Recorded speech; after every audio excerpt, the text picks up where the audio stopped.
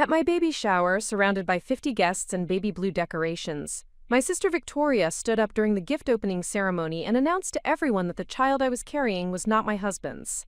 I looked her straight in the eye and said, "You are right, but what you do not know will change everything you think about this family." What happened next exposed secrets that had been buried for 20 years and transformed me from the family disappointment into the woman who finally broke the cycle of lies that had poisoned 3 generations. Before we jump back in, tell us where you're tuning in from, and if this story touches you, make sure you're subscribed, because tomorrow, I've saved something extra special for you. My name is Elena Rodriguez, and the story I'm about to tell you began long before that devastating afternoon in March, when my sister decided to weaponize my most vulnerable moment.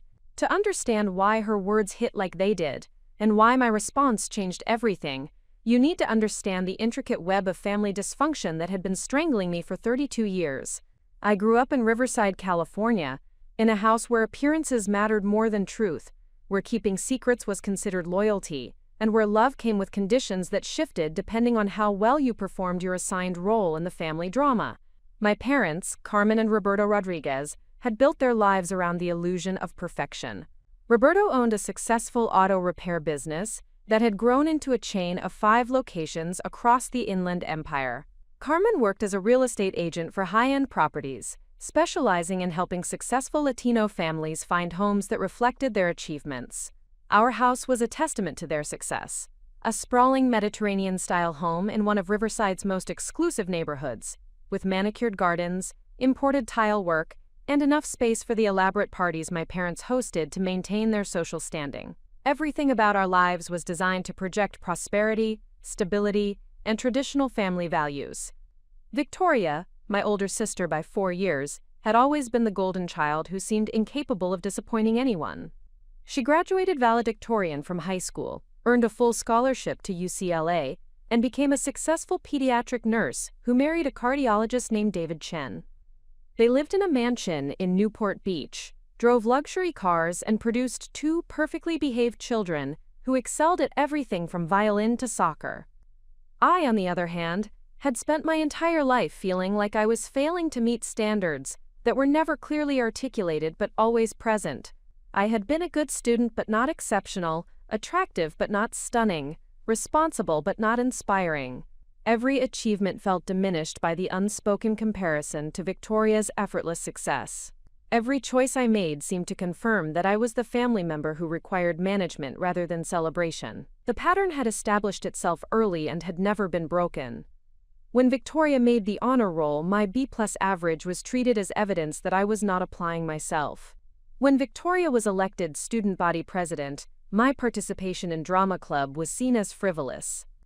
When Victoria received her nursing degree, my decision to become a high school English teacher was met with polite disappointment disguised as support. By the time I reached my 30s, I had internalized the belief that I was fundamentally inadequate compared to my sister, despite objective evidence that my life was successful by any reasonable standard. I owned a beautiful home in a desirable neighborhood, had built a respected career teaching advanced placement literature, and had married a wonderful man who loved me unconditionally. None of that seemed to matter when measured against Victoria's achievements and my parents' obvious preference for their elder daughter. My husband, Michael Harrison, was everything my family should have celebrated in a son-in-law. He was kind, intelligent, financially stable, and genuinely devoted to me. Michael worked as a software engineer for an aerospace company, where his expertise in navigation systems had earned him recognition and advancement opportunities that provided us with comfortable financial security. More importantly, he possessed the kind of emotional intelligence and personal integrity that made him the perfect partner for someone who had grown up in a family where love was conditional and criticism was constant. Michael and I had met 5 years earlier at a community college where he was teaching an evening course in computer programming, and I was taking a class to improve my technology skills for classroom instruction. Our relationship had developed gradually, built on genuine compatibility and mutual respect rather than passion or convenience. He understood my family dynamics without being intimidated by them, and he had consistently encouraged me to establish boundaries that protected our relationship from the toxic patterns that had dominated my upbringing.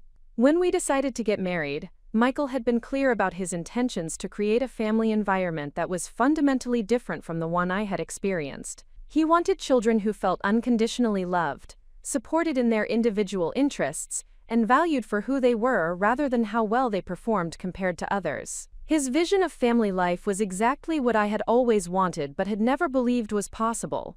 Our wedding had been a beautiful but tense affair, where every detail became an opportunity for my family to demonstrate their superior taste and resources. Victoria served as my maid of honor, and had managed to subtly upstage me by announcing her second pregnancy during the reception. My parents had insisted on hosting an elaborate celebration that reflected their social status rather than our preferences, and they had treated Michael's family with polite condescension that made me ashamed of my own relatives. Despite these challenges, Michael and I had built a strong marriage based on honest communication and shared values. We had bought a charming craftsman-style house in a neighborhood filled with young families, where we had spent 3 years creating the kind of warm, authentic home environment that neither of us had experienced as children. Michael had converted the back bedroom into a home office where he could work remotely when needed, and I had claimed the sunroom as a reading space where I graded papers and prepared lesson plans. Our decision to start a family had been carefully considered and eagerly anticipated. We had discussed parenting approaches extensively, agreeing that we wanted to raise children who felt secure enough to take risks, confident enough to pursue their genuine interests, and emotionally intelligent enough to form healthy relationships. We had read books, attended classes, and consulted with friends who seemed to be succeeding at the kind of parenting we hoped to provide.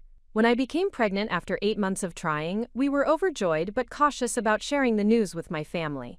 Previous experience had taught us that any announcement would become an opportunity for comparisons, unsolicited advice, and subtle criticisms disguised as helpful suggestions. We decided to wait until the second trimester to tell anyone, hoping that our excitement would be strong enough to withstand whatever reactions we encountered. The pregnancy had been progressing beautifully.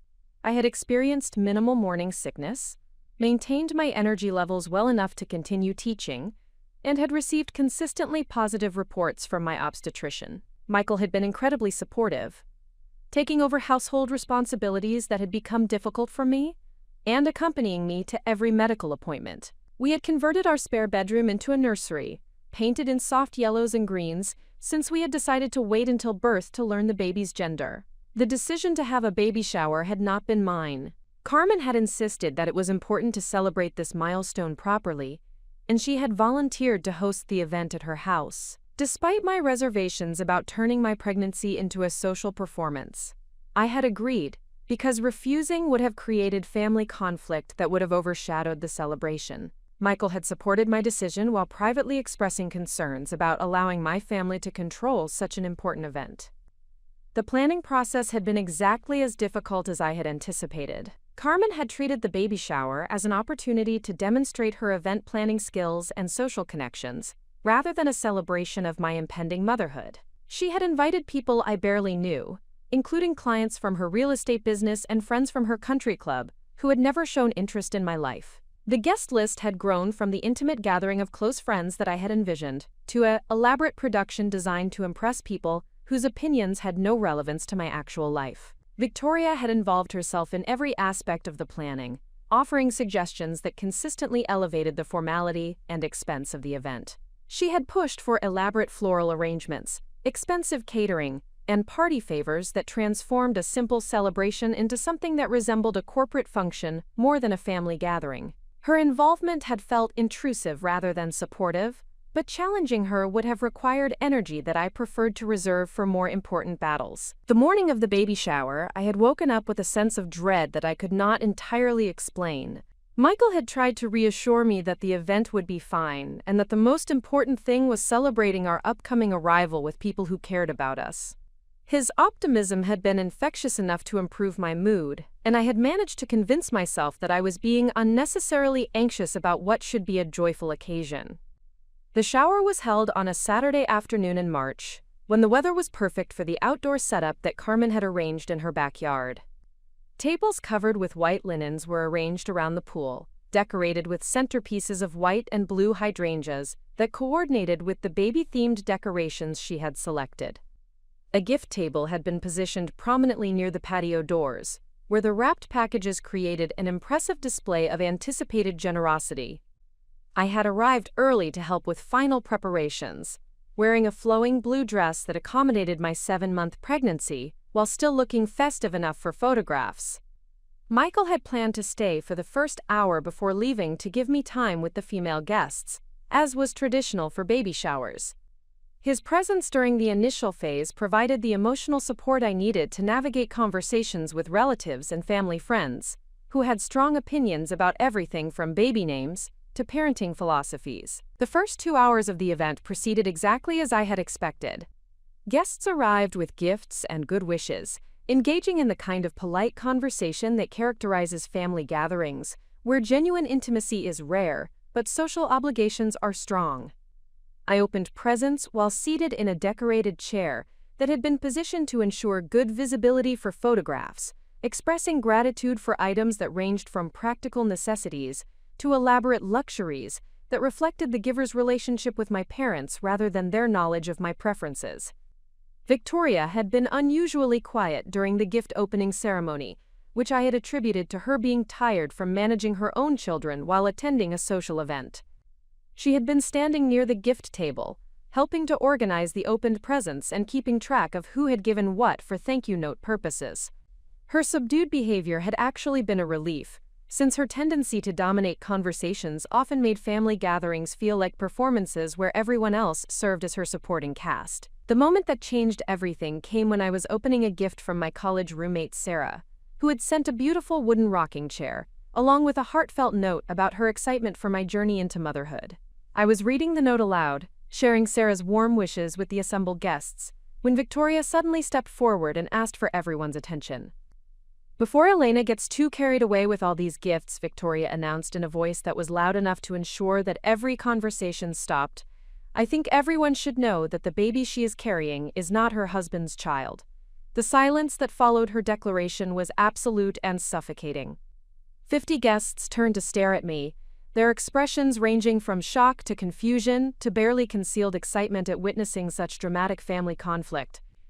I could feel my face burning with humiliation and rage, but something inside me remained perfectly calm, as if I had been preparing for this moment my entire life without realizing it.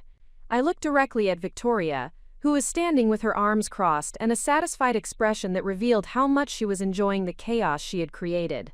In that moment, I understood that her attack was not spontaneous or emotional, but calculated and deliberate.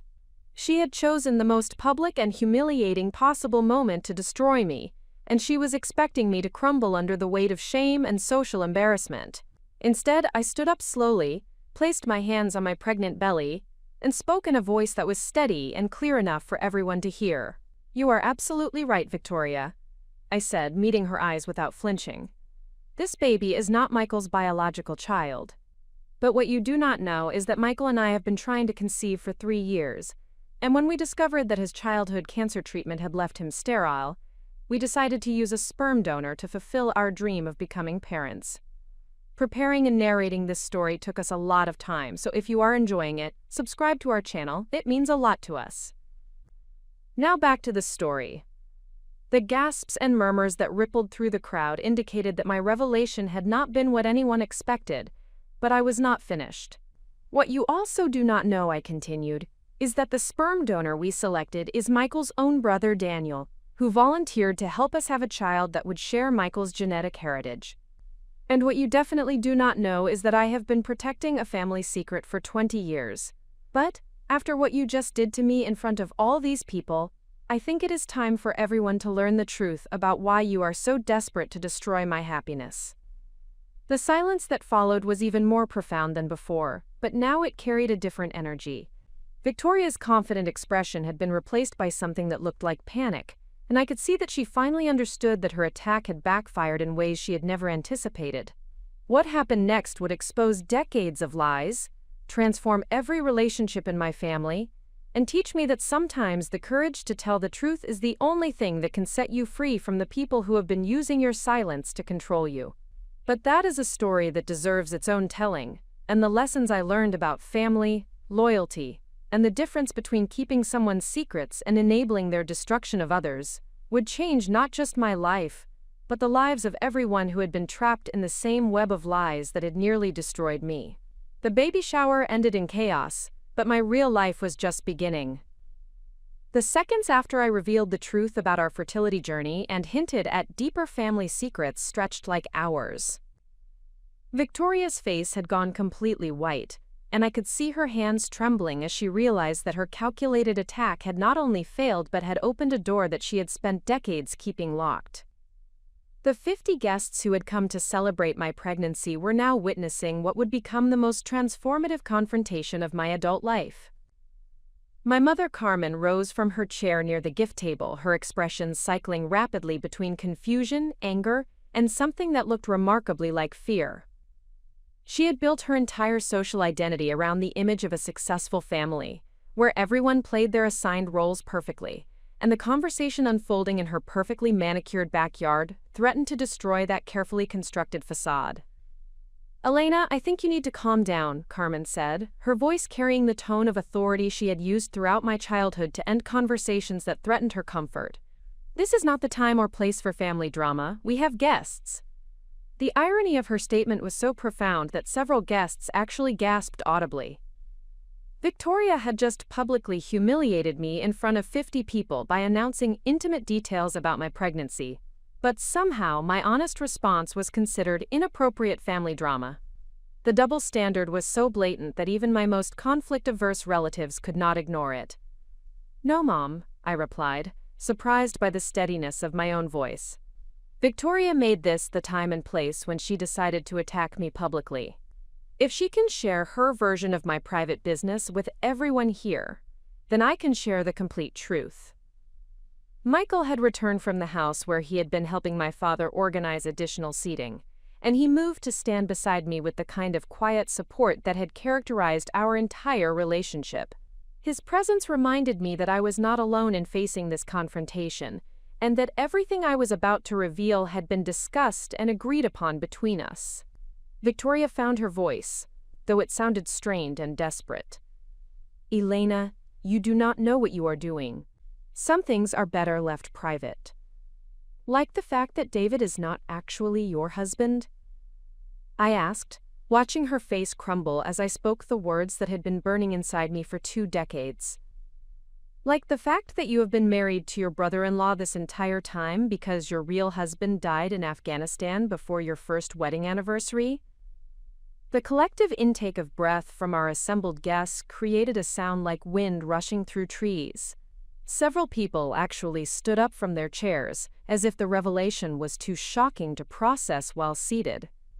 Victoria's perfect facade finally cracked completely, and tears began streaming down her face as 20 years of carefully maintained lies collapsed in the space of a single sentence. The story I was finally telling had begun when Victoria was 24 years old and newly married to Lieutenant James Chen, David's younger brother. James had been deployed to Afghanistan 6 months after their wedding, and Victoria had been planning to join him at his next duty station when his unit was attacked during a reconnaissance mission. The notification officers had arrived at Victoria's apartment on a Tuesday morning in October to inform her that her husband of 11 months had been killed by an improvised explosive device. Victoria's grief had been profound and complicated by the fact that she had discovered she was pregnant just days before receiving news of James's death. She had been facing the prospect of raising their child alone while dealing with the trauma of losing her husband in a war that she had never supported. The combination of grief, hormones, and financial stress had created a psychological crisis that had required professional intervention and family support. David Chen had been completing his medical residency in cardiology when his brother was killed, and he had taken leave to help Victoria navigate the practical and emotional challenges of sudden widowhood. David had always been the more stable and academically successful of the two brothers, and his presence during Victoria's darkest period had provided the support system she needed to function. What had started as brotherly concern and practical assistance had gradually evolved into something more complicated. Victoria and David had found comfort in their shared grief for James, and their relationship had deepened into emotional intimacy that eventually became romantic. When Victoria miscarried James's baby during her 4th month of pregnancy, David had been the person who held her through the physical and emotional pain of losing the last connection to her deceased husband.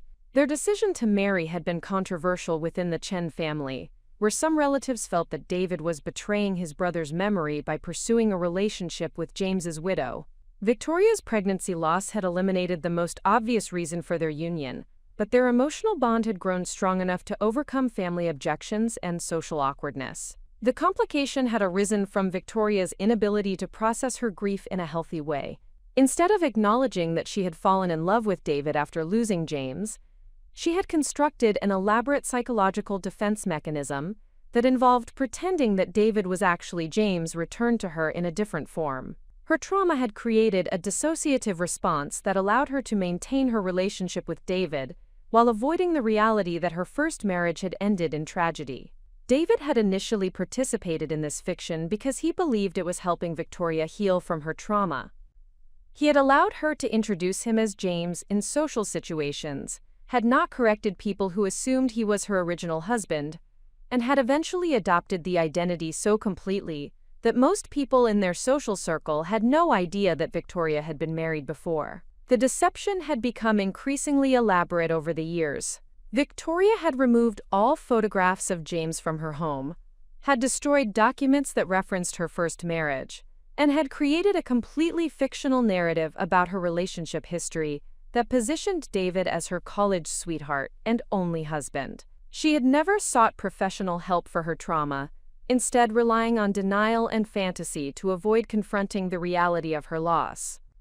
I had learned the truth during my sophomore year of college when I had discovered a box of James's military records and personal effects that Victoria had hidden in our parents' attic. The documents had revealed not only the existence of Victoria's first marriage, but also the circumstances of James's death and the timeline that made David's identity switch clear. When I had confronted Victoria about my discovery, she had broken down completely and begged me to keep her secret. Her explanation had been heartbreaking and convincing.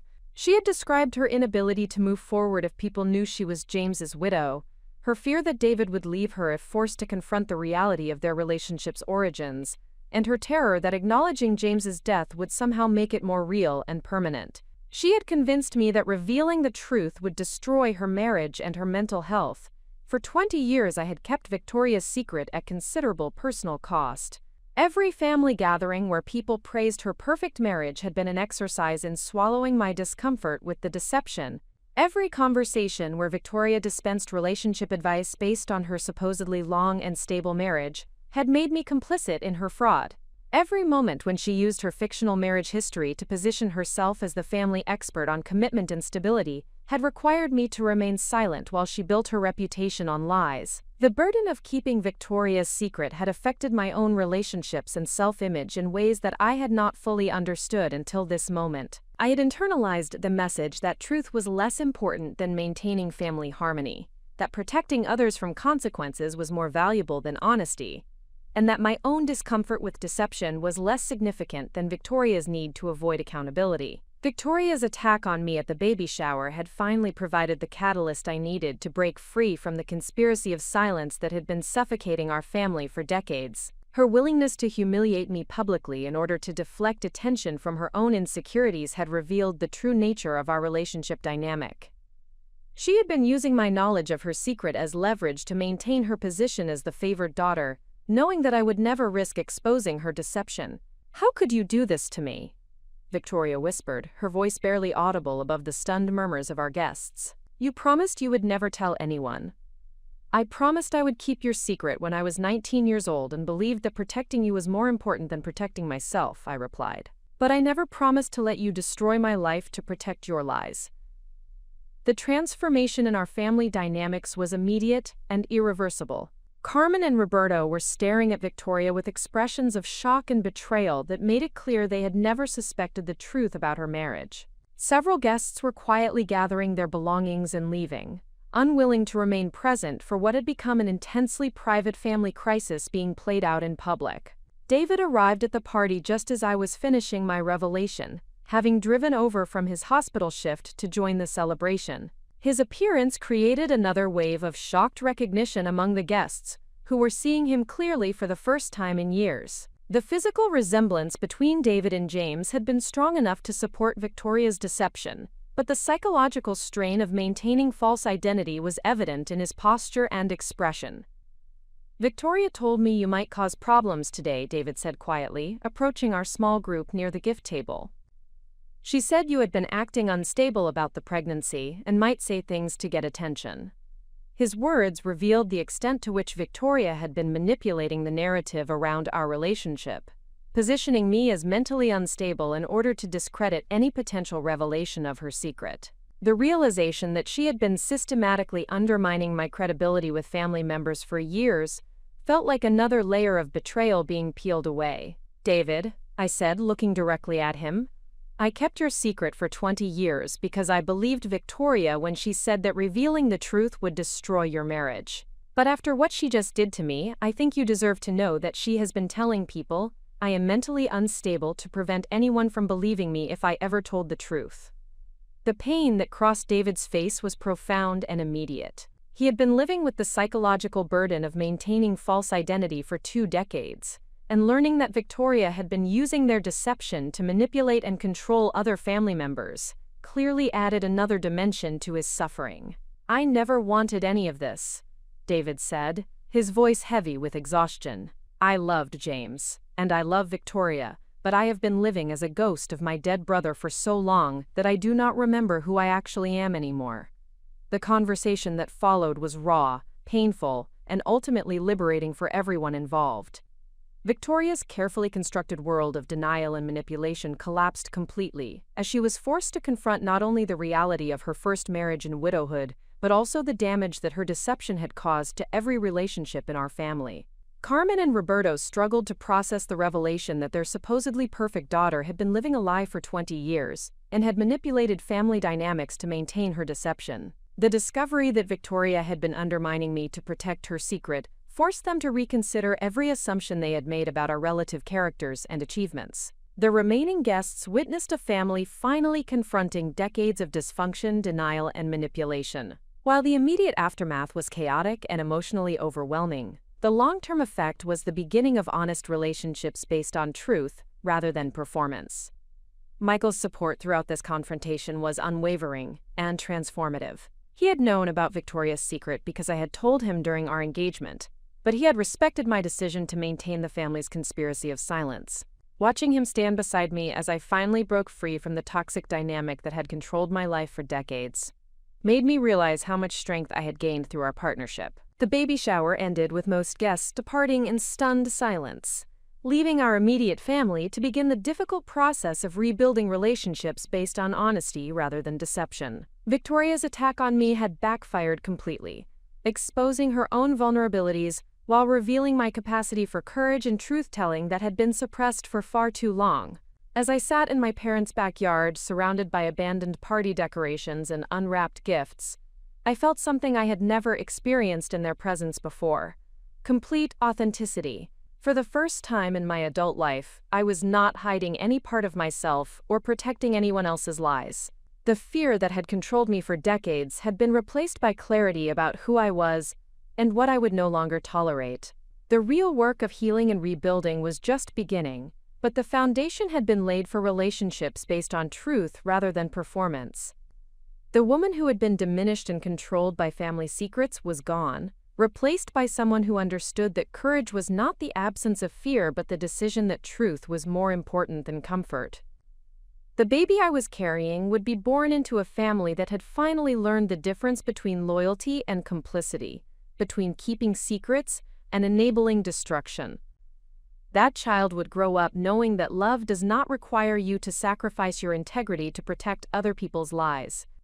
This was only the beginning of my transformation from victim to advocate, from secret keeper to truth teller, from someone who absorbed family dysfunction to someone who refused to pass it on to the next generation. The week following the baby shower confrontation passed in a blur of difficult conversations, sleepless nights, and the gradual realization that my decision to reveal Victoria's secret had initiated changes that extended far beyond our immediate family. The truth I had spoken in my parents' backyard had created ripple effects throughout our extended social network, forcing everyone who had known Victoria to reconsider assumptions they had held for decades. Michael and I spent those first days fielding phone calls from relatives, family friends, and acquaintances who had heard various versions of what had transpired at the shower. Some callers expressed support for my decision to defend myself against Victoria's attack. Others seemed more interested in gathering additional details about the scandal than in offering genuine concern for our well-being. The most difficult conversations came from people who suggested that I should have continued protecting Victoria's secret regardless of how she had treated me. The response from Michael's family provided a stark contrast to the complicated reactions from my own relatives. His parents had known about our fertility challenges and our decision to use his brother Daniel as a sperm donor, and they had supported our choice without reservation. When they learned about Victoria's public attack and my response, their primary concern was ensuring that we felt loved and supported during what they recognized as a traumatic experience.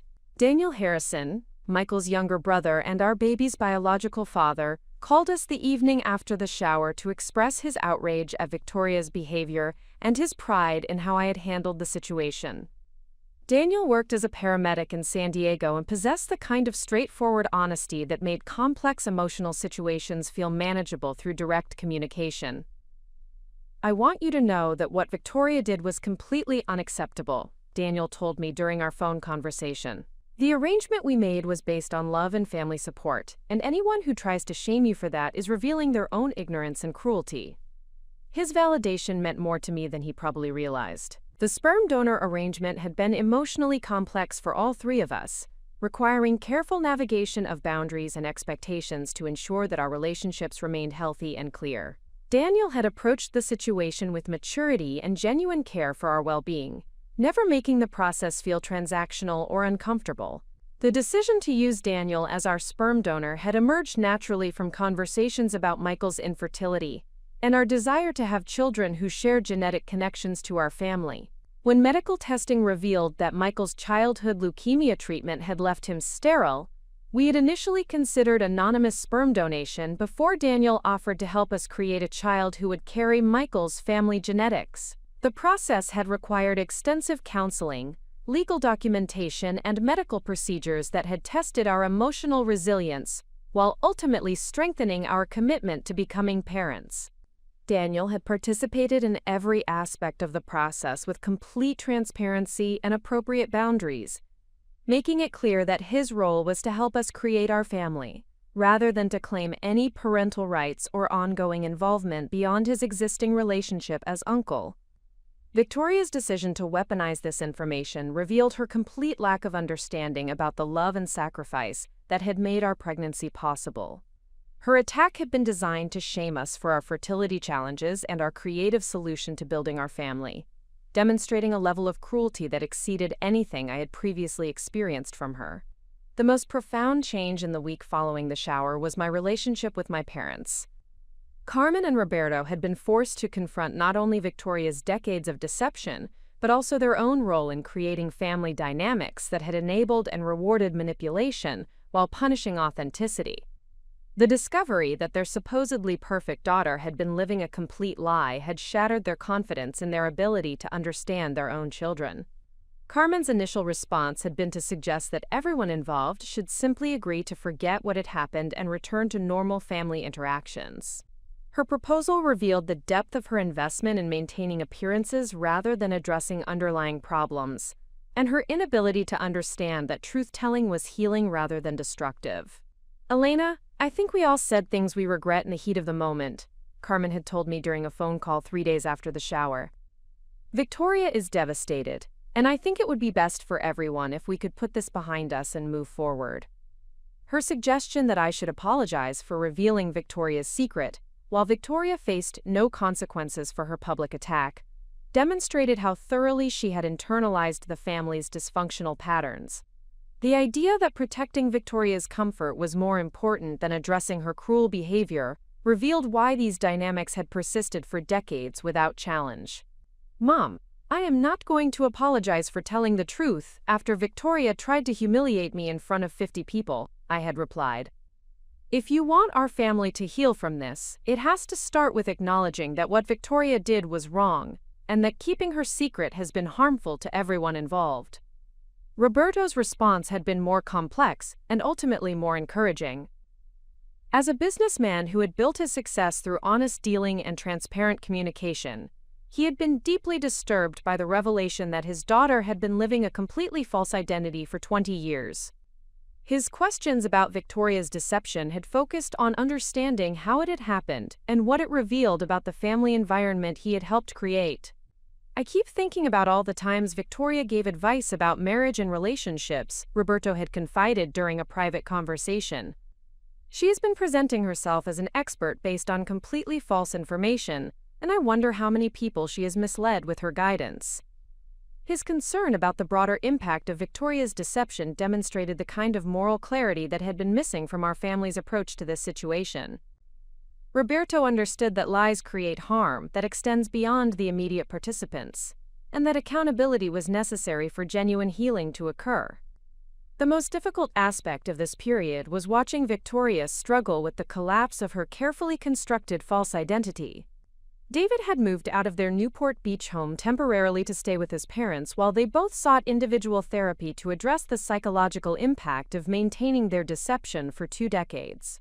Victoria's children had been told that their father needed some time away to deal with work stress, but the older child had clearly sensed that more significant problems were disrupting their family stability. Victoria's first direct communication with me came in the form of a handwritten letter delivered to our house 5 days after the shower. The letter was 8 pages long and revealed the depth of her psychological struggle with both her original trauma and the consequences of her decades-long deception. She wrote about the unbearable grief she had experienced after James's death and her inability to process the reality that her first marriage had ended so tragically.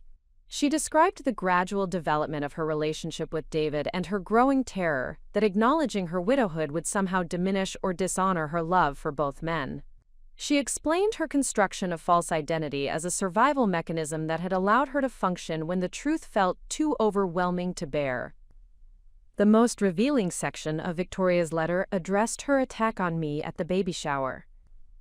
She acknowledged that her behavior had been cruel and unjustifiable, but she attempted to explain it as the desperate action of someone who felt cornered by her own deception.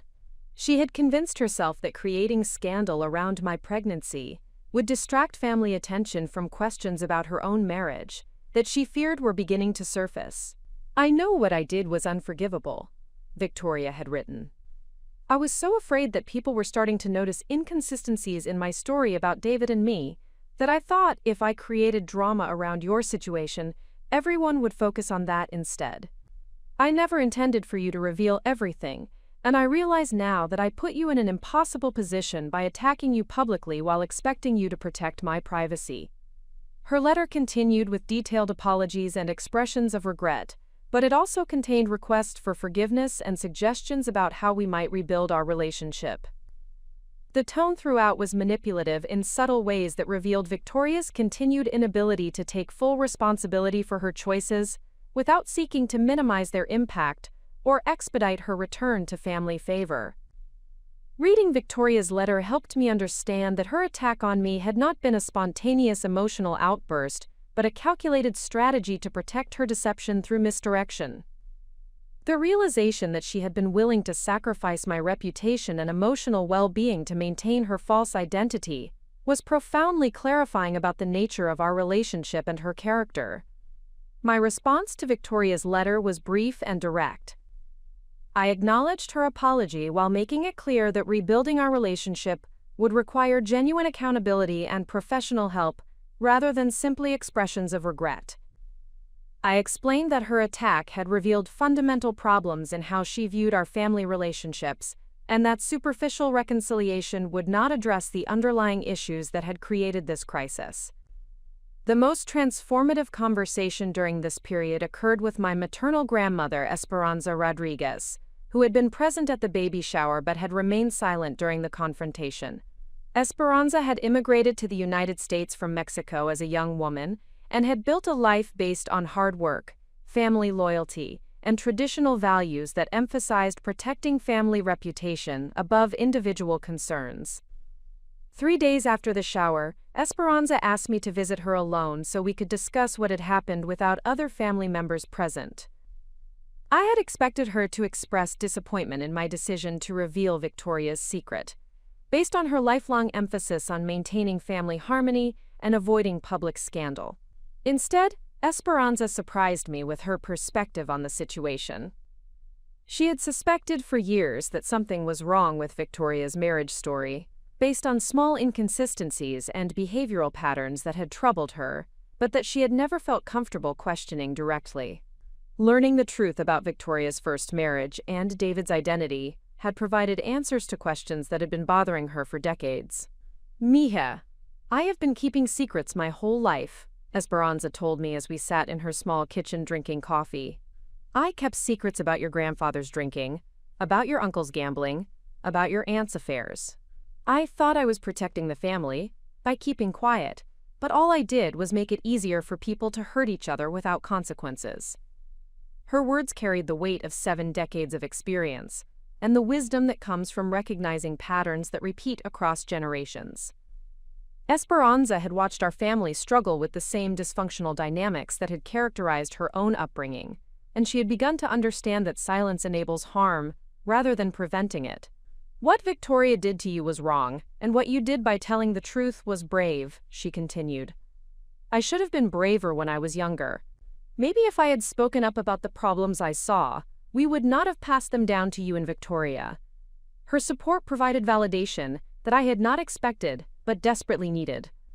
Esperanza's approval of my decision to break the conspiracy of silence felt like permission to continue pursuing truth and authenticity in family relationships, even when it created temporary discomfort or conflict. The week concluded with Michael and me attending our first appointment with a family therapist who specialized in helping couples navigate complex fertility journeys and family of origin issues.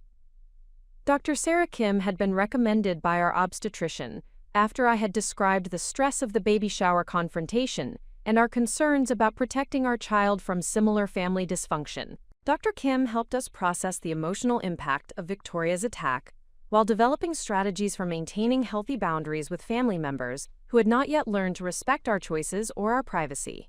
She validated our decision to use Daniel as a sperm donor and affirmed that Victoria's attempt to shame us for our fertility journey revealed her issues rather than any problems with our approach to building our family.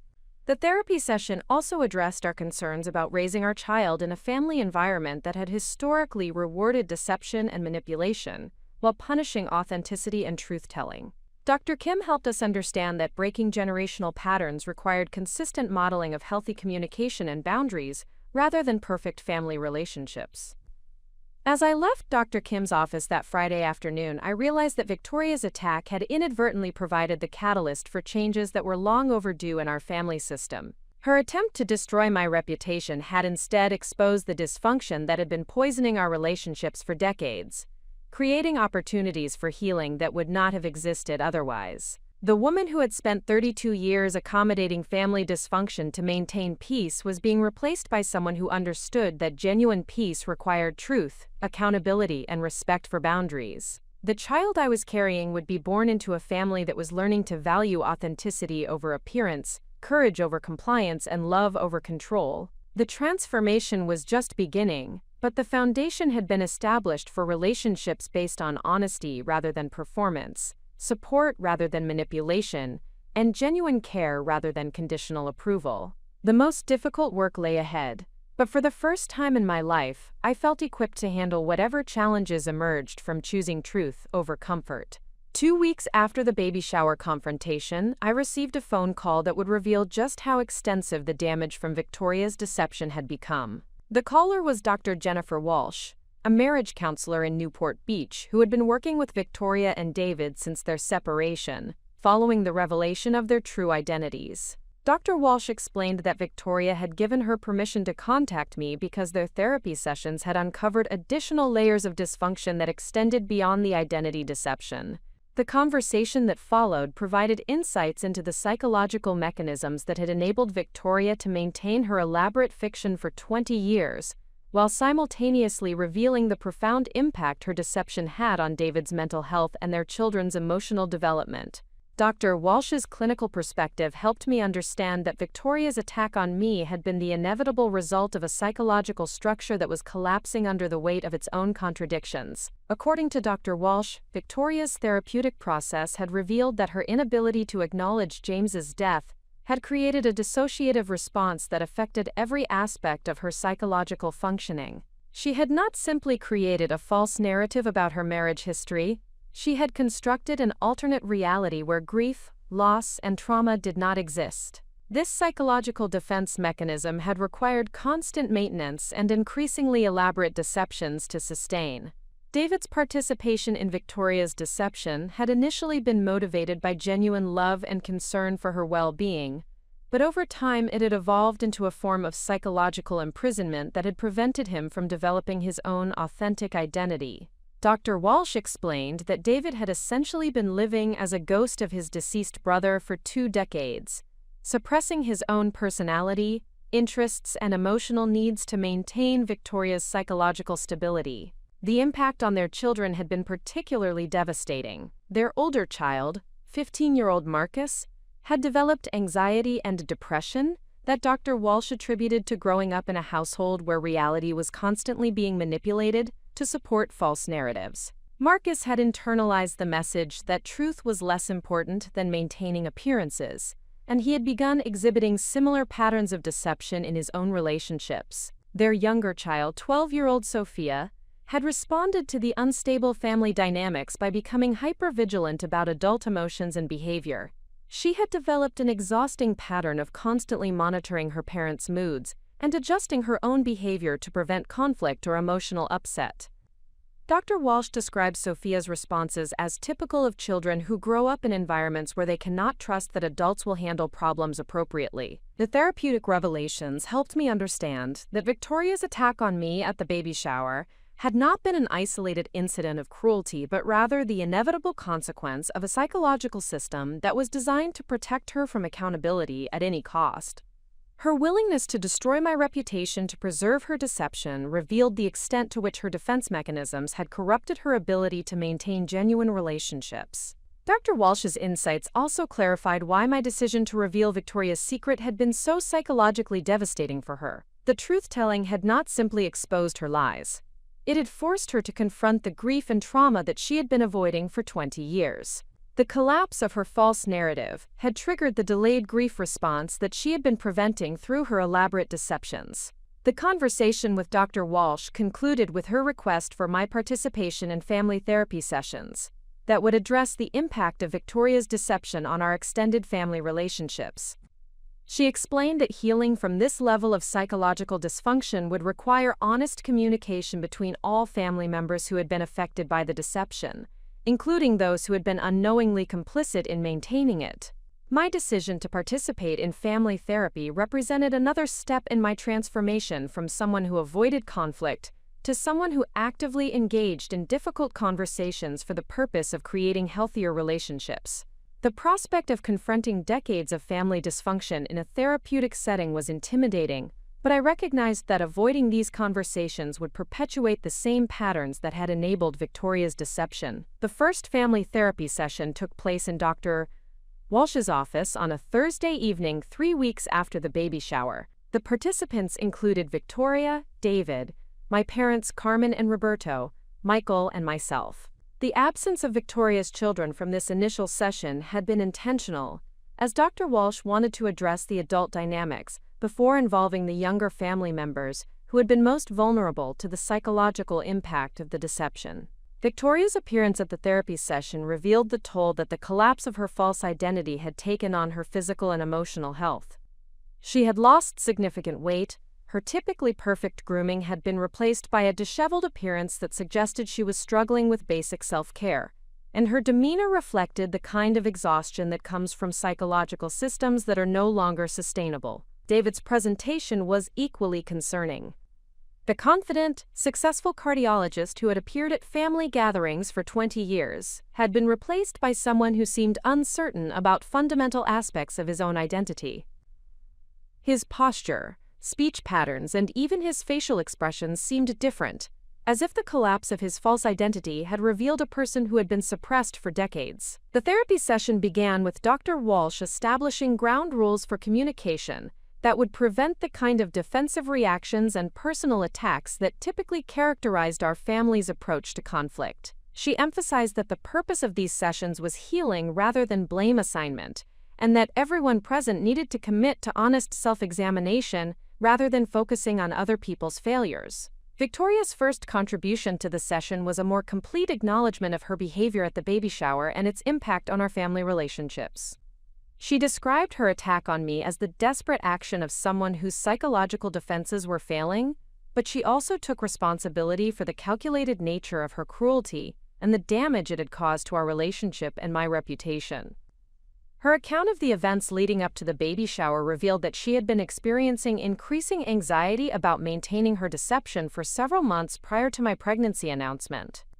She had begun to notice that her children were asking more sophisticated questions about their family history, and she had been struggling to maintain consistency in her responses to their inquiries. The news of my pregnancy had triggered a psychological crisis for Victoria, because it represented the addition of another family member who would need to be included in her deceptive narrative. She had become obsessed with the idea that my child would somehow expose inconsistencies in her false identity, and she had convinced herself that attacking my pregnancy would prevent this exposure. Victoria's explanation revealed the paranoid thinking that had characterized her psychological state in the months leading up to the baby shower. She had been interpreting normal family interactions as threats to her deception, and she had been developing increasingly elaborate strategies to protect her false narrative from potential exposure. David's contribution to the therapy session provided a different perspective on the psychological impact of maintaining false identity for 2 decades. He described the gradual erosion of his authentic self that had occurred as he had subsumed his own personality to support Victoria's deception. He explained that he had initially believed he was helping her heal from trauma, but he had eventually realized that their deception was preventing healing rather than facilitating it. His account of their marriage revealed that genuine intimacy had been impossible because every interaction had been filtered through the fiction of his false identity. He had been unable to share his own thoughts, feelings, and experiences authentically, because doing so would have threatened the narrative that Victoria needed to maintain her psychological stability. David's description of his relationship with his children was particularly heartbreaking. He explained that he had been unable to form genuine connections with Marcus and Sophia because he had been required to interact with them as a version of his deceased brother rather than as himself. This psychological distance had prevented him from providing the kind of authentic parental presence that children need for healthy emotional development. My parents' participation in the therapy session revealed their own complicity in enabling Victoria's deception, and their resistance to acknowledging their role in creating family dynamics that had rewarded manipulation while punishing authenticity. Carmen's initial responses focused on minimizing the significance of Victoria's deception and suggesting that everyone should simply move forward without dwelling on past problems. Roberto's contributions were more thoughtful and demonstrated greater willingness to examine his own behavior and its impact on family relationships. He acknowledged that his tendency to avoid difficult conversations had created an environment where deception could flourish unchallenged, and he expressed genuine remorse for the ways his conflict avoidance had contributed to the problems we were addressing. The most difficult part of the therapy session involved examining my own role in enabling Victoria's deception through my 20-year silence. Dr. Walsh helped me understand that my decision to keep Victoria's secret had been understandable given my age and family dynamics at the time. But she also challenged me to examine how my continued silence had affected my own psychological development and family relationships. The realization that emerged from this examination was that my role as Victoria's secret keeper had shaped my identity in ways that had limited my own authenticity and emotional growth. I had internalized the message that my value to the family was based on my willingness to sacrifice my own comfort to protect others from consequences, and this dynamic had affected every relationship in my life. Michael's participation in the therapy session provided a perspective from someone who had observed our family dynamics from outside, while being directly affected by them through our marriage. His observations about the impact of family dysfunction on my self-esteem and relationship patterns were painful but accurate, and his support for my decision to break the conspiracy of silence was unwavering. The session concluded with Dr. Walsh's assessment that healing from this level of family dysfunction would require ongoing therapeutic work and a fundamental restructuring of communication patterns and relationship boundaries. She emphasized that the changes necessary for genuine healing would be uncomfortable for everyone involved, but that the alternative was the perpetuation of psychological patterns that had already caused significant damage to multiple generations. The most significant insight from the therapy session was the recognition that Victoria's deception had been a symptom of broader family dysfunction rather than an isolated problem that could be addressed through individual counseling. The patterns of conflict avoidance, truth suppression, and appearance management that had enabled her deception were embedded in our family's approach to relationships and would need to be addressed systematically. Dr. Walsh's recommendation for ongoing family therapy represented a commitment to healing that would extend far beyond the immediate crisis created by Victoria's attack on me. The therapeutic process would require everyone involved to examine their own contributions to dysfunctional patterns and to develop new approaches to communication and conflict resolution. My decision to continue participating in family therapy marked another phase in my transformation from someone who accommodated dysfunction to maintain peace to someone who actively worked to create healthier relationship patterns. The process would be challenging and uncomfortable, but it represented the only path to genuine healing and authentic family relationships. The woman who had been silenced by family secrets was becoming someone who understood that healing required truth-telling, accountability, and the courage to endure temporary discomfort for the purpose of creating lasting positive change. The child I was carrying would benefit from this transformation, growing up in a family that was learning to value authenticity over appearance and genuine care over manipulative control. The therapeutic journey ahead would test everyone's commitment to change, but the foundation had been established for relationships based on honesty, respect, and mutual support, rather than deception, manipulation, and conditional love. The most difficult work was yet to come, but for the first time in decades, our family had the tools and professional support necessary to break generational patterns of dysfunction and create healthier dynamics for future generations. 6 weeks after the baby shower confrontation, I found myself sitting in the principal's office at Roosevelt High School, where I had been teaching advanced placement literature for 7 years.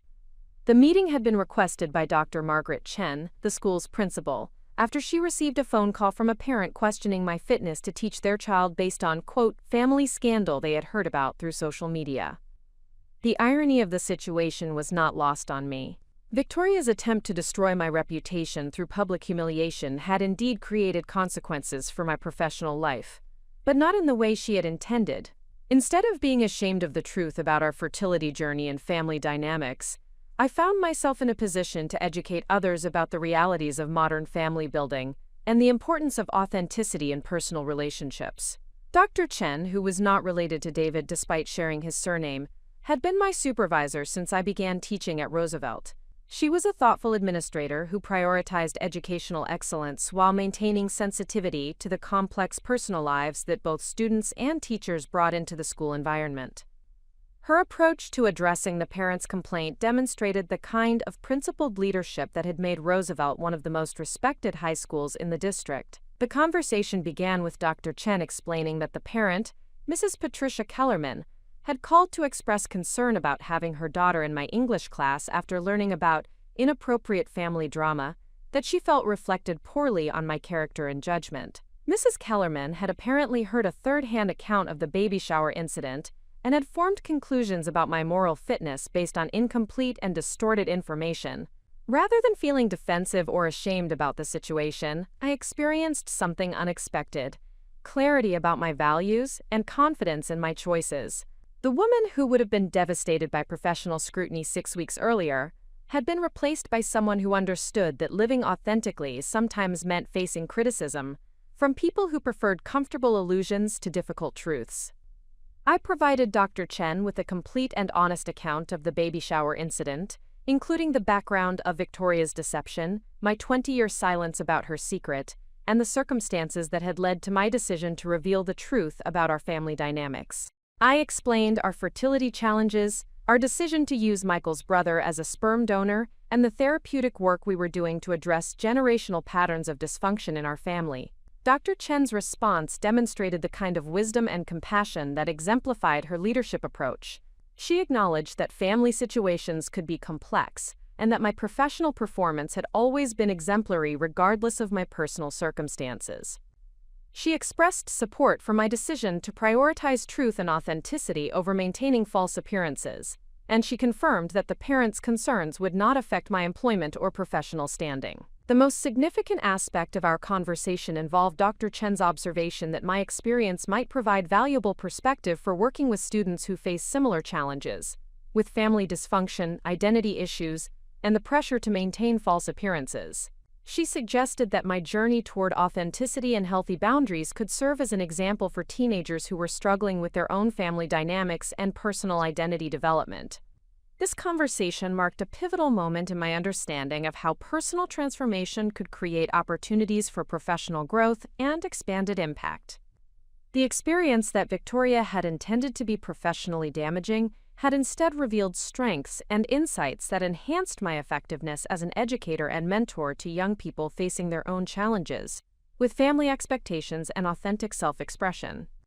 The weeks that followed brought additional opportunities to test my newfound commitment to authenticity and truth-telling. Several colleagues approached me privately to share their own experiences with family secrets, fertility challenges, and the pressure to maintain perfect appearances in professional settings. These conversations revealed that my willingness to be vulnerable about difficult personal experiences had created permission for others to acknowledge their own struggles and seek support. Maria Santos, a fellow English teacher who had been struggling with her own infertility journey, confided that my openness about using a sperm donor had helped her consider options she had previously dismissed due to social stigma. She had been suffering in silence while undergoing multiple failed fertility treatments, believing that admitting defeat in conceiving naturally would reflect poorly on her worth as a woman and potential mother.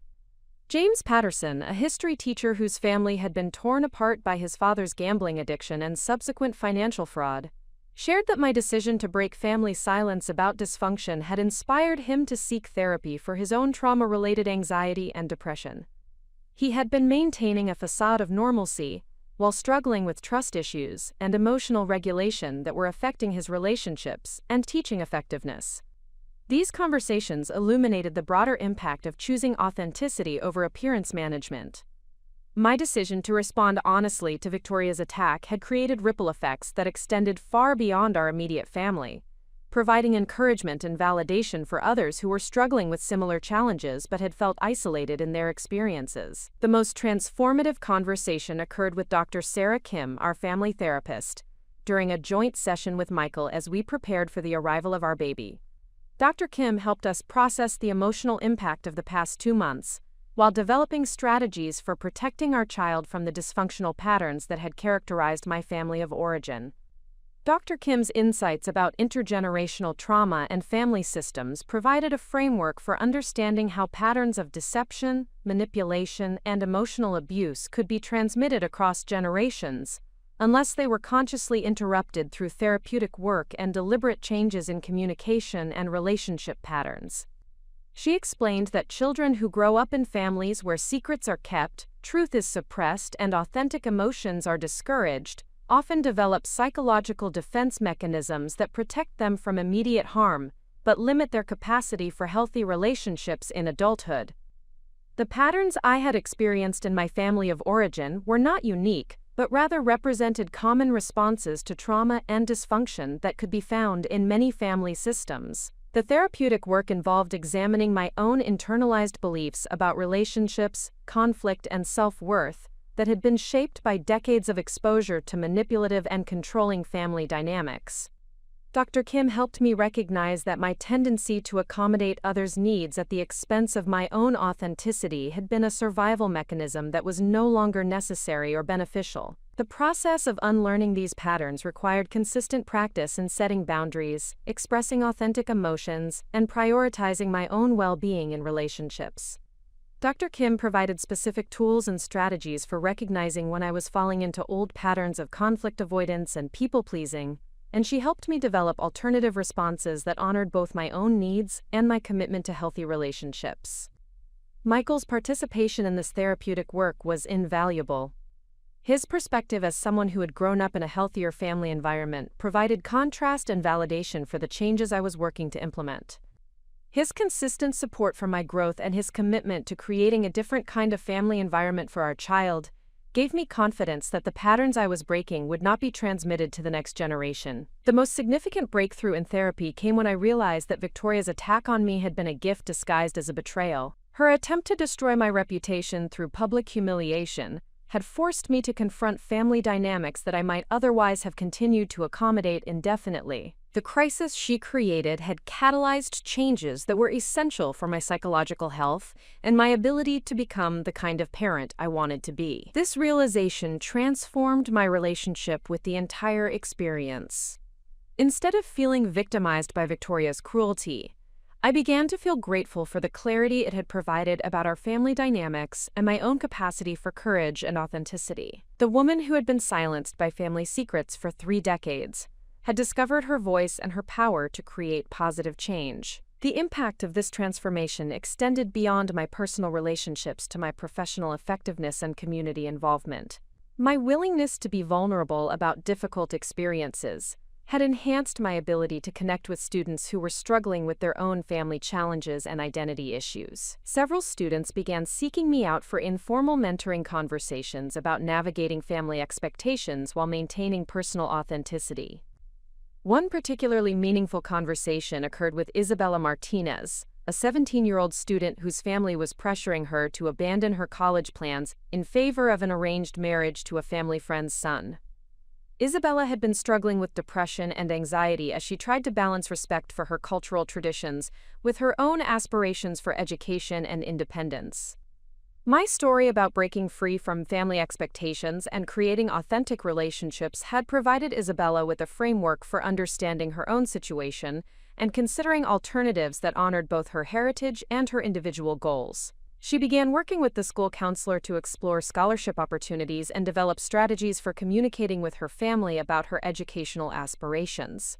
These interactions with students reinforced my understanding that personal transformation could create opportunities for broader positive impact.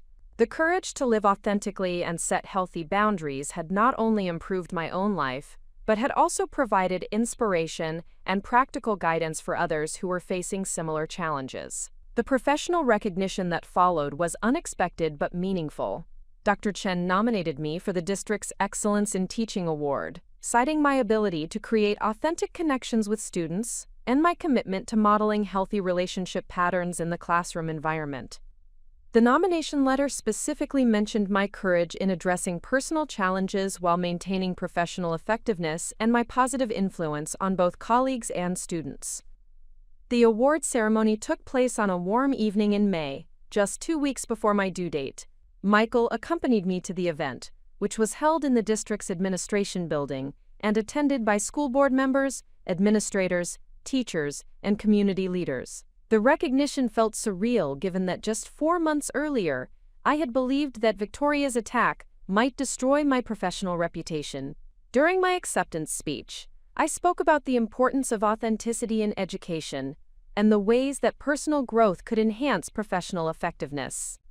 I shared my belief that students needed to see adults who were willing to be vulnerable about their own challenges and growth processes, as this modeling provided permission for young people to acknowledge their own struggles and seek appropriate support.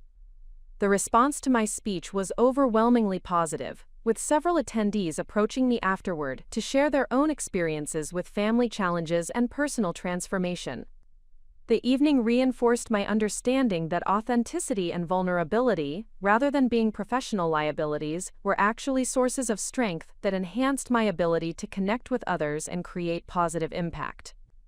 As Michael and I drove home from the awards ceremony, I reflected on the remarkable journey that had begun with Victoria's attack at my baby shower 4 months earlier. The woman who had been silenced by family secrets and diminished by dysfunctional relationships had been transformed into someone who understood that courage was not the absence of fear, but the decision that truth and authenticity were more important than comfort and approval. The baby I was carrying would be born into a family that had learned to value honesty over appearance, growth over stagnation, and authentic love over conditional approval. The generational patterns of dysfunction that had characterized my family of origin were being broken through conscious choice, therapeutic work, and the commitment to creating healthier relationship dynamics. The transformation was not complete, and the work of maintaining healthy boundaries and authentic relationships would continue throughout my life. However, the foundation had been established for a different way of being in relationship with others,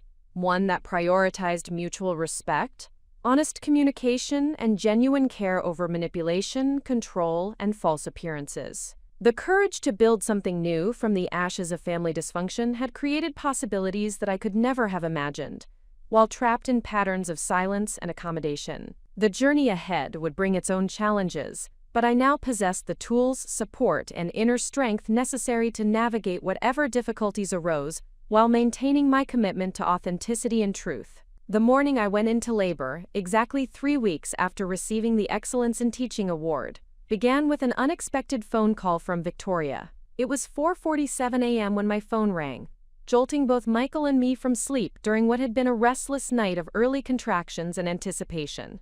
Michael reached for the phone first, his protective instincts heightened by months of managing family stress while preparing for our child's arrival.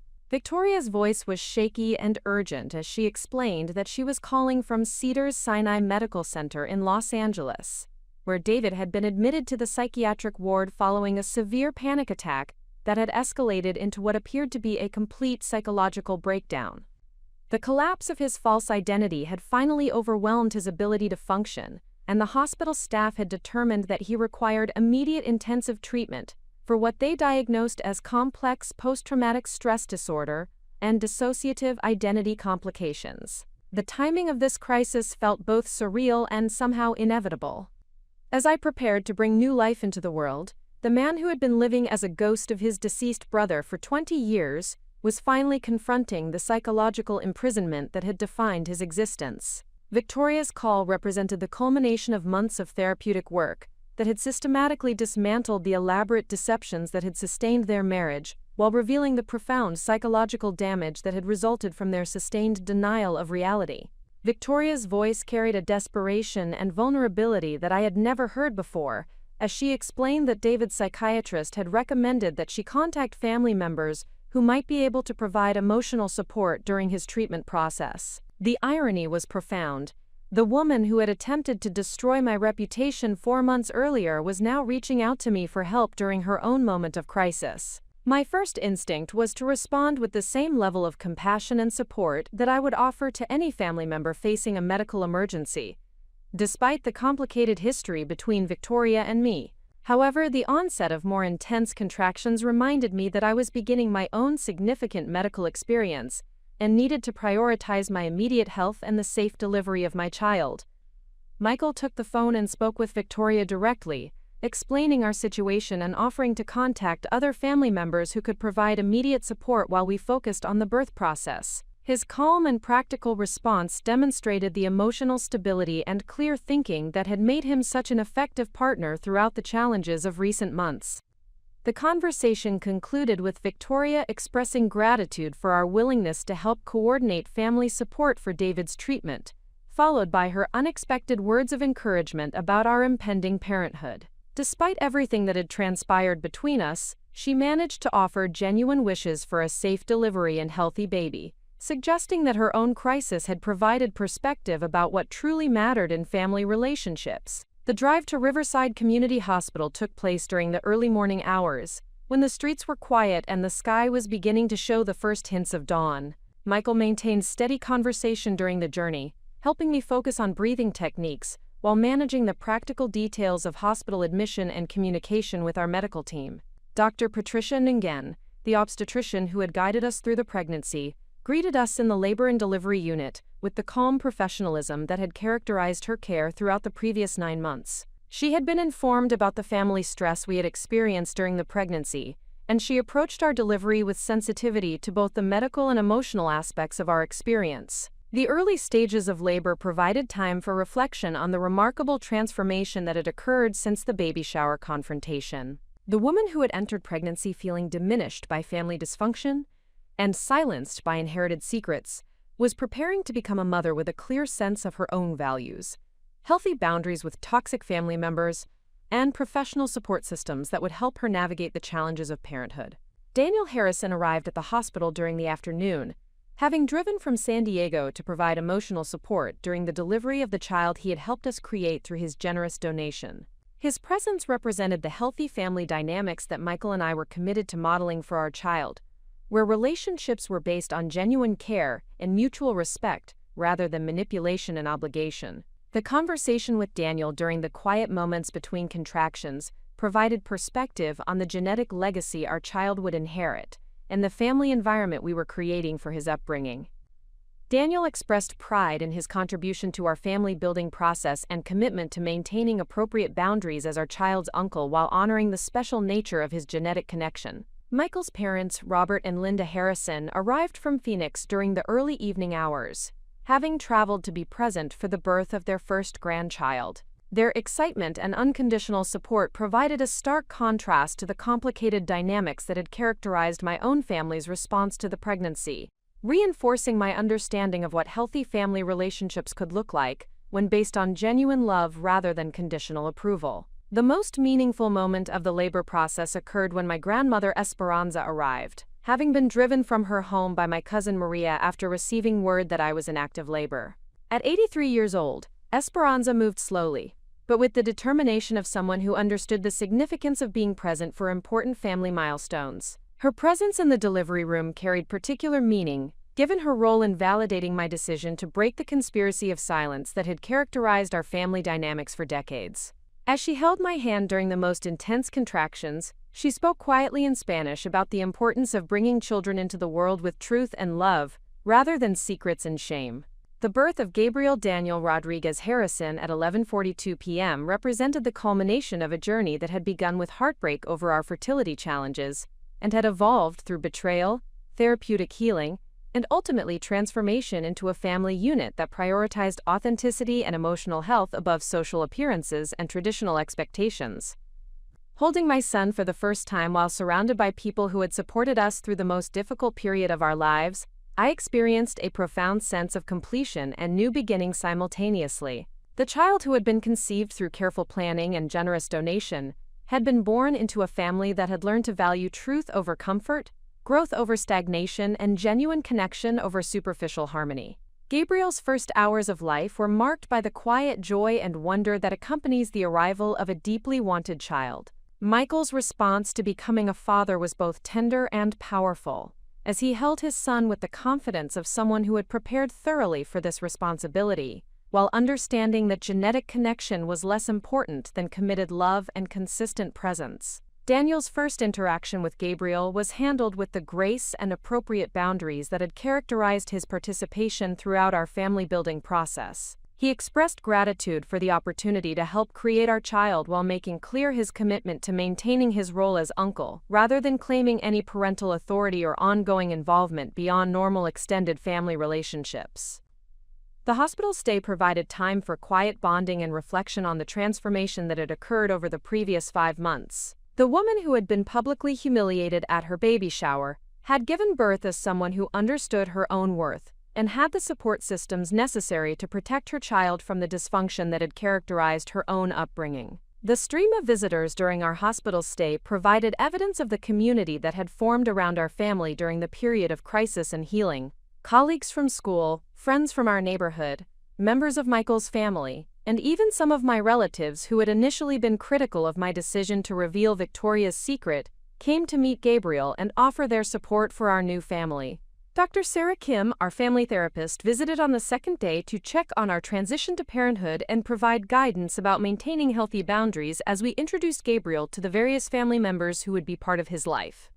Her practical advice about protecting our new family unit from external pressures and maintaining the progress we had made in therapy was invaluable as we prepared to leave the hospital environment. The most unexpected visitor was Victoria herself, who appeared in our hospital room on the afternoon before our discharge. Her appearance was dramatically changed from the polished perfection that had characterized her presentation throughout our lives. The psychological crisis she was experiencing had stripped away the artificial enhancements that had supported her false identity, revealing someone who looked exhausted but somehow more authentic than I had ever seen her. Victoria's interaction with Gabriel was brief but meaningful. She held her nephew with genuine tenderness, while expressing regret about the way her actions had affected our pregnancy experience and gratitude that we had been willing to maintain family connections despite the pain she had caused. Her words carried the weight of someone who was finally confronting the reality of her choices and their consequences. The conversation that followed was the most honest exchange Victoria and I had shared since the revelation of her secret 20 years earlier. She acknowledged that her attack on me at the baby shower had been motivated by her own psychological desperation rather than any genuine concern about my choices or character. She expressed understanding that rebuilding our relationship would require sustained effort and professional support rather than simple apologies. Most significantly, Victoria shared that David's psychiatric hospitalization had forced her to confront the reality that their marriage had been built on psychological dysfunction rather than genuine love and compatibility. The therapeutic work required for his recovery would necessitate fundamental changes in their relationship dynamics that might ultimately prove incompatible with maintaining their marriage. Her honesty about the uncertain future of her marriage and her commitment to individual therapy represented the beginning of authentic self-examination that had been prevented by decades of denial and deception. While the outcome of her therapeutic process remained uncertain, her willingness to acknowledge reality rather than maintaining elaborate fictions suggested that genuine healing might be possible. The discharge from the hospital marked the beginning of our life as a family of 3, with Gabriel entering a home environment that had been carefully prepared to support his emotional and physical development. The nursery that Michael and I had created was designed to be a peaceful sanctuary where our son could feel safe and loved while developing his own unique personality without pressure to conform to predetermined expectations or family roles. The first weeks of parenthood were characterized by the typical challenges of sleep deprivation and adjustment to caring for a newborn, but they were also marked by the profound joy of watching Gabriel develop his own distinct characteristics and preferences. His presence in our home created a sense of purpose and completion that validated every difficult decision we had made during the previous months. The support system that surrounded our new family provided practical assistance and emotional encouragement that made the transition to parenthood manageable, despite the ongoing family complications. Friends and colleagues organized meal deliveries.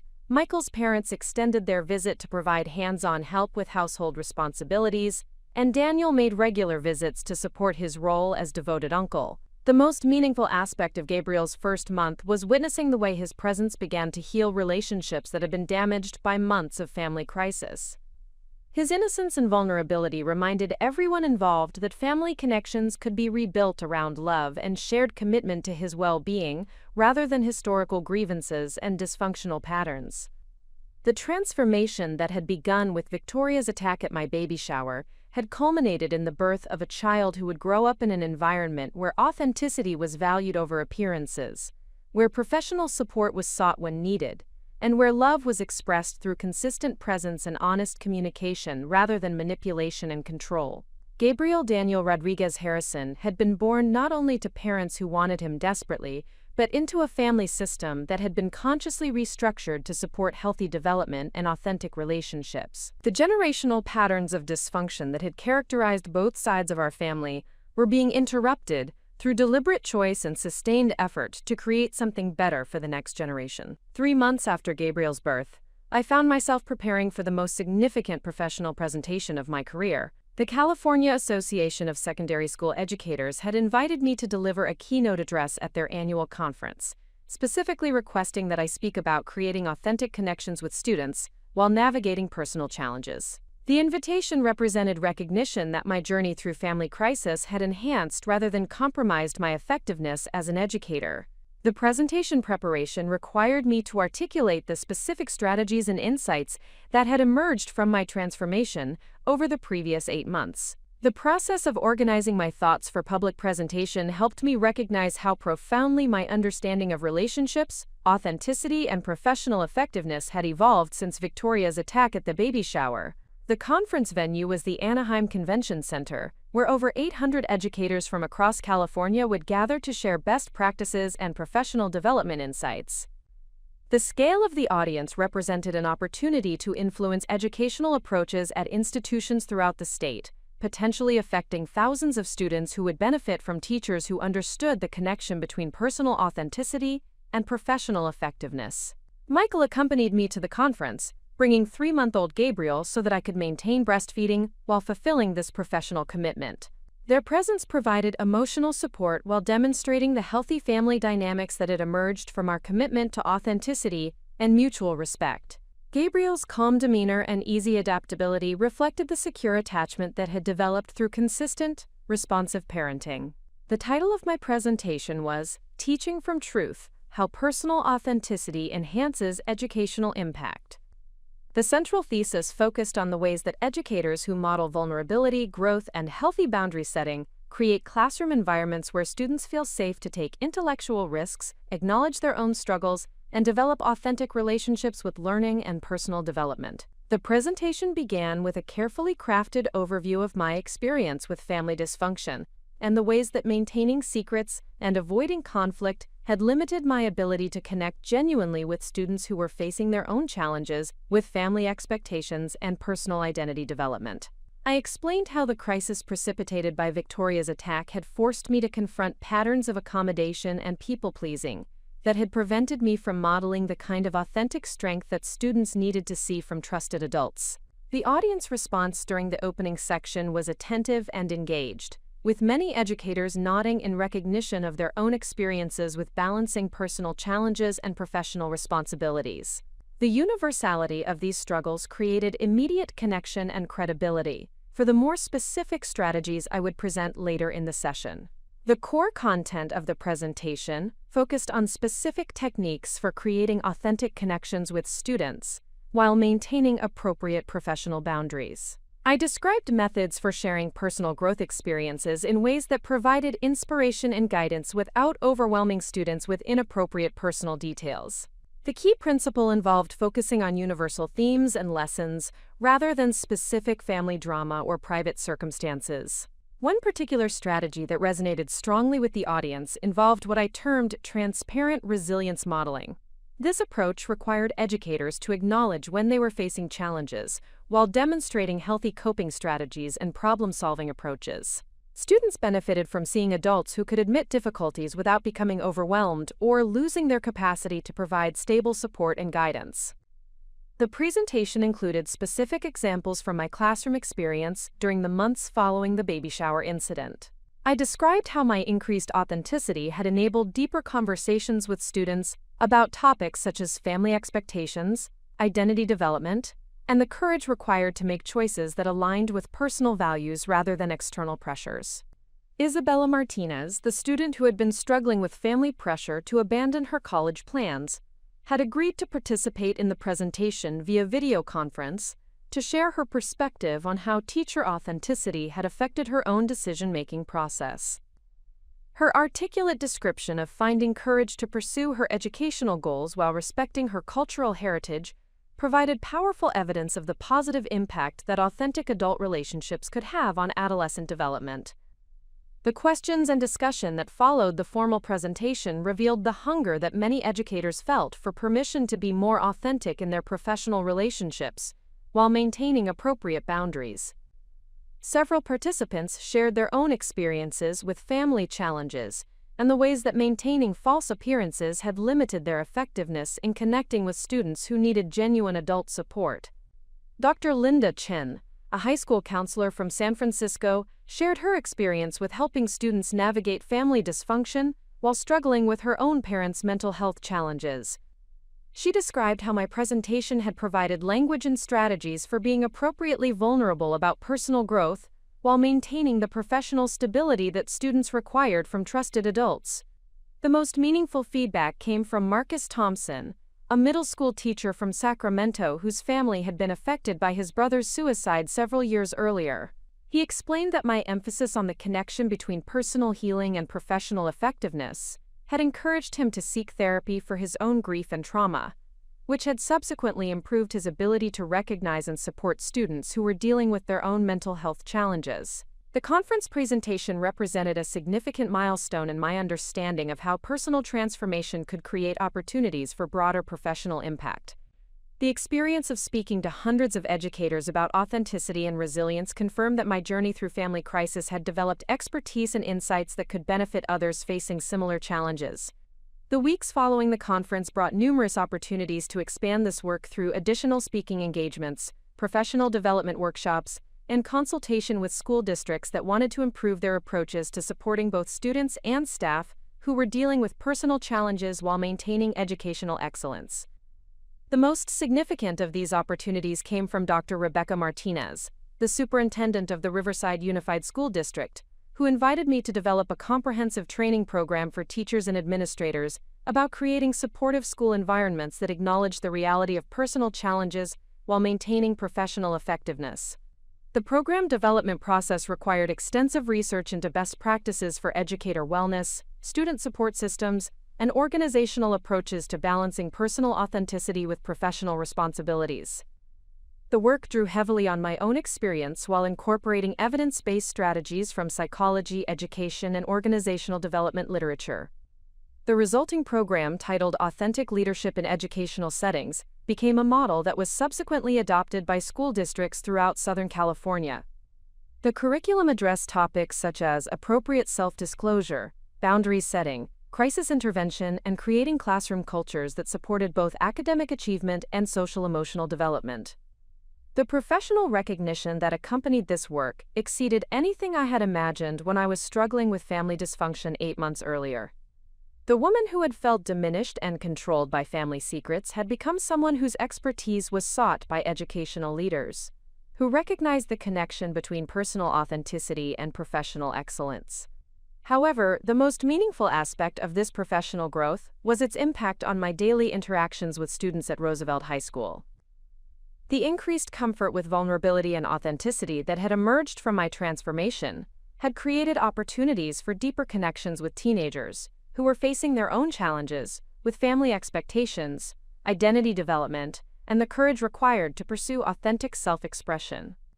One particularly significant relationship had developed with David Kim, a 17-year-old student whose family had immigrated from South Korea when he was 12 years old.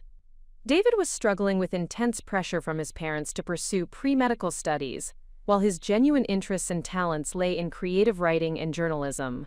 The conflict between family expectations and personal aspirations had created anxiety and depression that were affecting his academic performance and social relationships. My willingness to share appropriate details about my own experience with family dysfunction and the process of establishing healthy boundaries had provided David with a framework for understanding his situation and considering alternatives that honored both his heritage and his individual goals. The conversations we had during lunch periods and after-school sessions had helped him develop strategies for communicating with his parents about his interests, while demonstrating respect for their sacrifices and cultural values. David's progress over several months illustrated the impact that authentic adult relationships could have on adolescent development. His increasing confidence in expressing his own perspectives while maintaining family relationships had translated into improved academic performance, increased social engagement, and a clearer sense of his own identity and goals. The relationship with David and similar connections with other students reinforced my understanding that the personal growth work I had undertaken following Victoria's attack had not only healed my own psychological wounds, but had also enhanced my capacity to provide meaningful support to young people who were facing their own developmental challenges.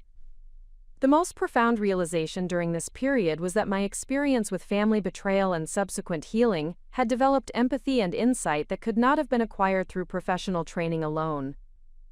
The authenticity that had emerged from confronting painful truths about family dynamics had created trust and credibility with students that enhanced every aspect of my educational practice. This understanding led to the development of a peer mentoring program at Roosevelt High School, where students who had successfully navigated family challenges provided support and guidance to classmates who were facing similar difficulties. The program created a supportive community that reduced isolation and provided practical strategies for managing family expectations while pursuing personal goals. The success of the peer mentoring program attracted attention from other schools and youth organizations throughout the region. The model we had developed demonstrated that personal authenticity and vulnerability, when appropriately shared and professionally supported, could create powerful healing and growth opportunities for both individuals and communities.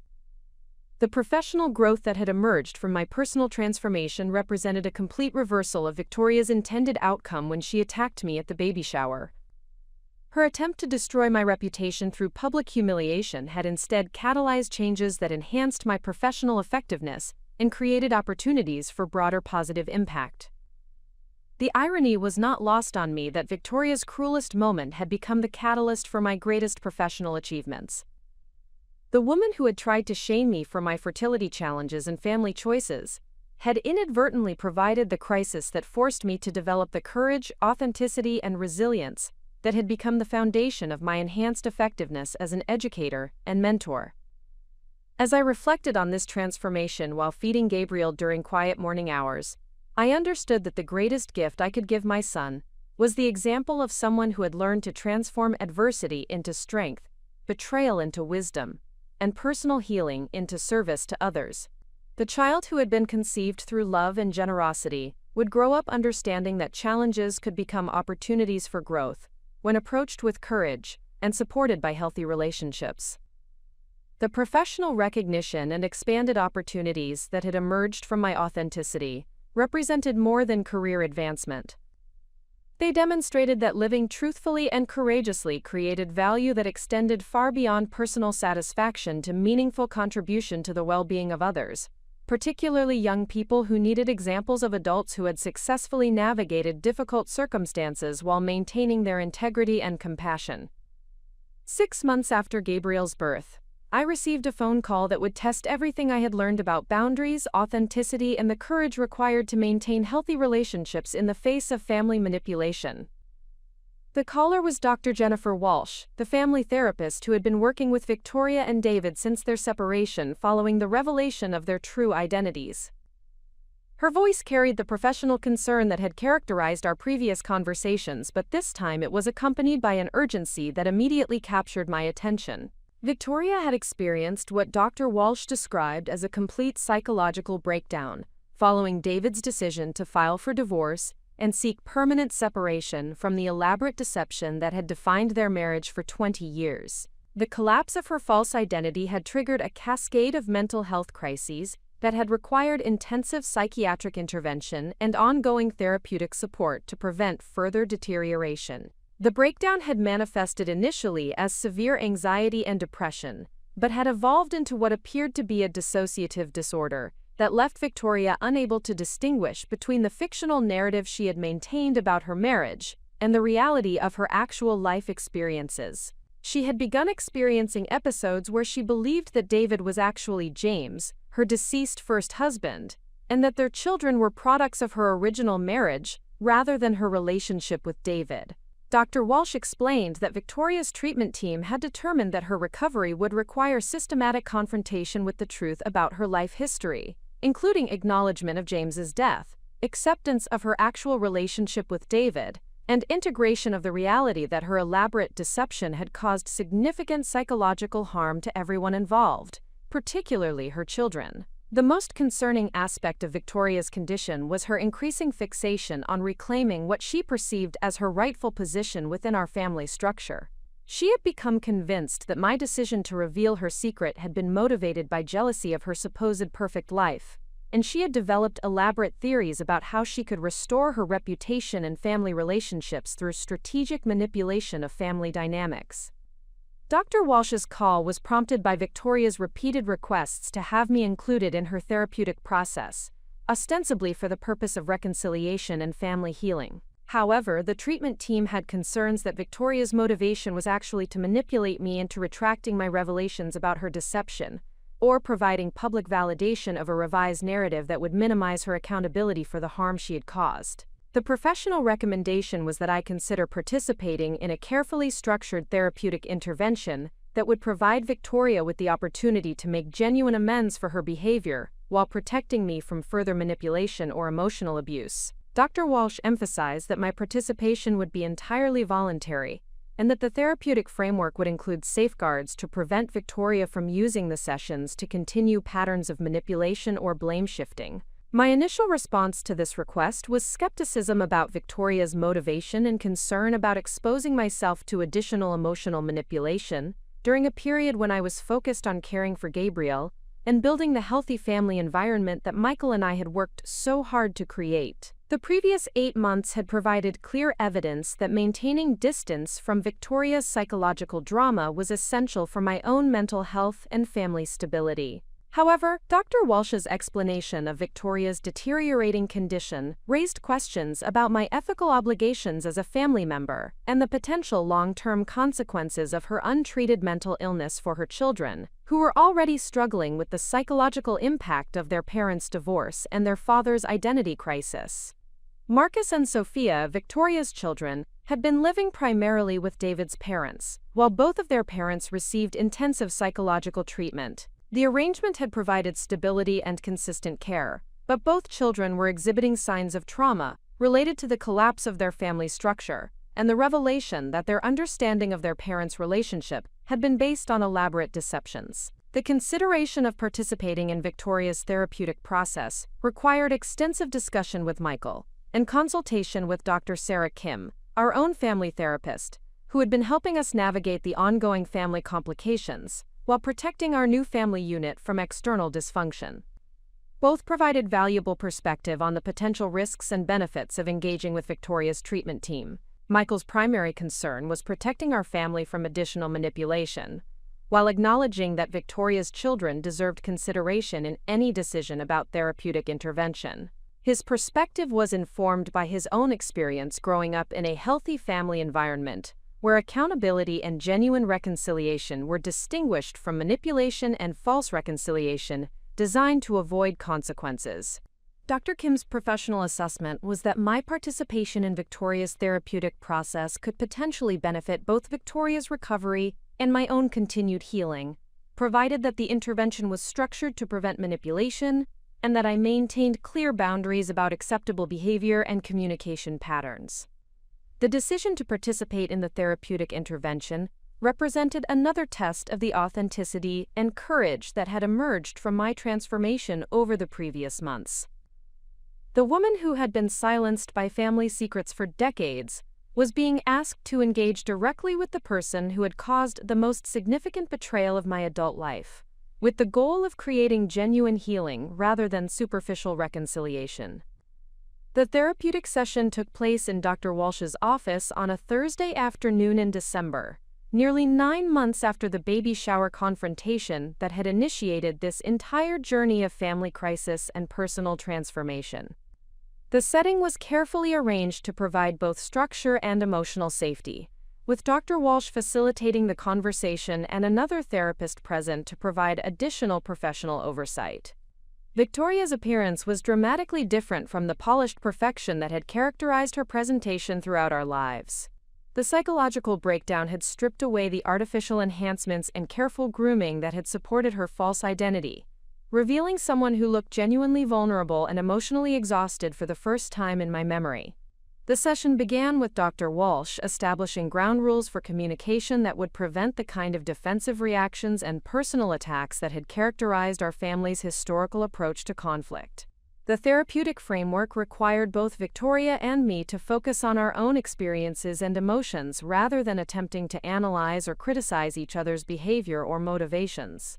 Victoria's initial contribution to the session was a more complete acknowledgement of her behavior at the baby shower and its impact on our family relationships than she had previously provided. She described her attack on me as the desperate action of someone whose psychological defenses were failing, and she took responsibility for the calculated nature of her cruelty without attempting to minimize its impact or seek immediate forgiveness. Her account of the psychological deterioration that had led to the baby shower incident revealed that she had been experiencing increasing anxiety about maintaining her deception for several years prior to my pregnancy announcement.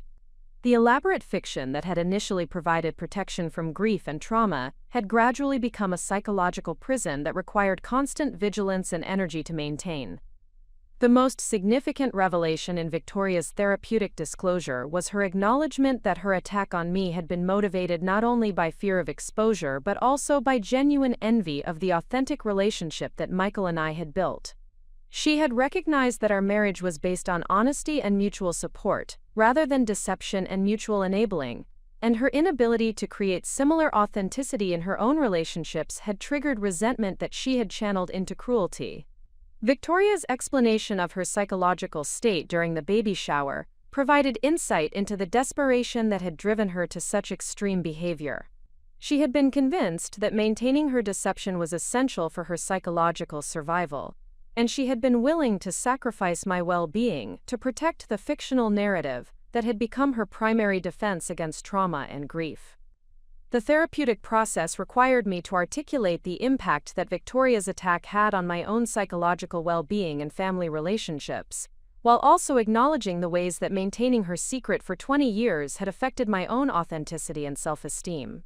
The conversation provided an opportunity to express the full scope of harm that had resulted from both her original deception and her subsequent attack on my character.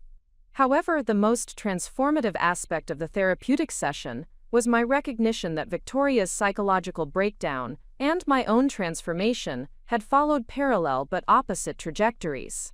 While her elaborate defenses had collapsed under the weight of their own contradictions, my willingness to confront difficult truths had created strength and authenticity that enhanced every aspect of my life. The session concluded with Victoria's request for forgiveness and her expression of hope that we might eventually rebuild our relationship based on honesty rather than deception. Her words carried genuine remorse and acknowledgement of responsibility, but they also revealed continued difficulty with accepting that forgiveness was not something that could be requested or negotiated, but rather something that might emerge naturally from sustained behavioral change and genuine accountability. My response to Victoria's request was informed by the therapeutic work I had done over the previous months and my understanding that forgiveness was a process rather than a decision that could be made in a single moment. I acknowledged her apology while making clear that rebuilding our relationship would require sustained evidence of genuine change, rather than expressions of remorse or promises of future improvement. The most important outcome of the therapeutic session was the establishment of a framework for future communication that would protect both of us from further manipulation while allowing for the possibility of authentic relationship development if Victoria's recovery process produced sustained behavioral change and genuine accountability.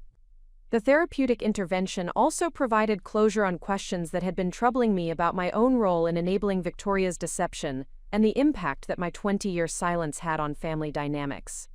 Dr. Walsh's professional perspective helped me understand that my decision to keep Victoria's secret had been understandable given my age and family circumstances at the time, but that my subsequent transformation into someone who prioritized truth over comfort represented healthy growth rather than betrayal of family loyalty. The weeks following the therapeutic session brought evidence that Victoria's recovery process was producing genuine insights and behavioral changes, rather than simply new strategies for manipulation and control.